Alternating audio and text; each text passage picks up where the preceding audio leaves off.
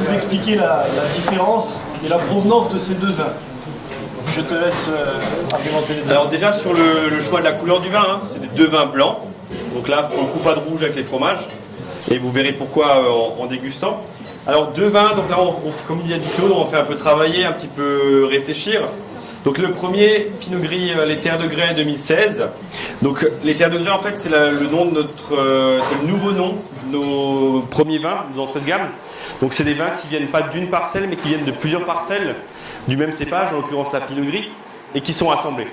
Donc c'est pas des parcelles qui sont vinifiées à part sur un lieu dit comme on a fait avant au Riesling Mittelbourg. Là, c'est du Pinot Gris qui peut venir de la parcelle au-dessus de Soultz, en bas d'Arpenzière, voilà. C'est assemblé. Ça, c'est un Pinot Gris qui est vinifié complètement sec. Donc souvent, Pinot Gris en Alsace, on a l'habitude d'avoir un petit sucre résiduel, une petite rondeur. Là, il n'y en a pas. C'est complètement sec et c'est élevé 1 an en foudre de chêne, nouveau, sur lit, très longtemps.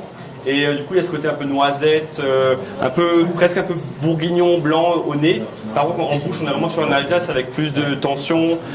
Et ce côté Pinot Gris, le côté toasté, noisette qui ressort. Voilà. Ensuite, le deuxième vin, là, on retrouve un terroir qu'on a déjà vu avant. Gewürztraminer Mittelbourg, donc même terroir que le Riesling Mittelbourg que vous avez bu avec la Dorade. Sauf que là, on n'est plus sur du Riesling, on est sur du Gewürz. C'est deux parcelles à côte. Hein. C'est des très vieilles vignes. On fait des tout petits rendements dessus. C'est vraiment une parcelle qui produit très peu. On fait très peu de Gewürz Mittelbourg. Et là, on est sur un Gewürz assez atypique aussi. En fait, on n'est pas sur un Gewürz qui est très litchi, mangue, rose, enfin l'archétype du Gewürz.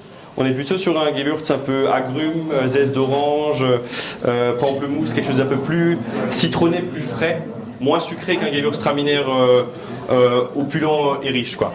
Donc du coup là, avec l'acidité, ça va bien équilibrer avec les fromages, surtout les fromages à pâte persillée que vous avez dans l'assiette. Et puis voilà. Donc, ce qui peut être intéressant, c'est de trouver un peu le lien de famille avec le Riesling Mittelbourg que vous aviez avant. Alors pas du tout le même cépage, on se dit ouais, Riesling Gewürz, ça n'a rien à voir. Mais là, il y a un côté terroir qui est plus fort que le côté cépage. Donc c'est pas le même millésime, mais vous allez voir, c'est assez intéressant. Goûtez les deux, passez une fois au Pinot Gris, au Gewürz, revenez au Pinot Gris. Il faut essayer de jouer un peu avec les deux pendant la dégustation. C'est très intéressant avec les différents fromages. Voilà, je sais pas si on a précisé les fromages. Je sais pas où est Claude. Je crois pas. Hein. Il m'a abandonné. Je ne t'ai pas abandonné. Ah, merci. Je suis en train de donner des consignes. À ceux qui n'en avaient pas. Préciser les fromages, vous savez peut-être non. Voilà, alors on a deux. On a un comté. On a un fromage à pâte pâtissier qui vous vient du Cantal, à base de lait de vache. On a un Munster frais et un Munster fumé par la ferme des moines juste à côté. Une des spécialités de la ferme des moines. Voilà. Et un chèvre, excusez-moi, un Saint-Maur de Touraine, pardon. Voilà, on vous souhaite une très bonne continuation.